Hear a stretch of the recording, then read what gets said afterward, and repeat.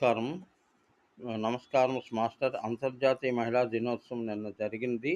దీనిలో ఏంటంటే ముఖ్యంగా సమృద్ధి, స్థిరత్వం, భద్రత ఈ 3 కూడా మహిళా సమాజానికి కావాల్సిన అవసరం ఉంది. ఎందుకంటే మన ప్రాథమిక అవసరాలన్నీ కూడా ధనంతో ముడిపడ్డాయి.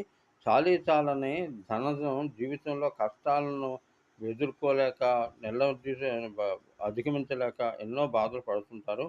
కాబట్టి జీవిత గమనం కూడా ప్రశ్నార్థకంగా నిలుస్తుంది. మహిళా సాధికారత అంటే సహకార తత్వాన్ని, అధికారాన్ని ప వ సమభావజాలం గల పురుషులతో పంచుకోవడమే దీన్ని సహకార తత్వం అంటారు. సమృద్ధి తత్వం అంటే అలవర్చుకుంటే సమృద్ధిగా ఏంటంటే తన యొక్క సంపాదనను పెంచుకోవాలి. స్థిరత్వానికి లో లోపం లేకుండా ఉంటే భద్రంగా వారి జీవిత నిర్మాణం సాగుతుంది. కైండ్లీ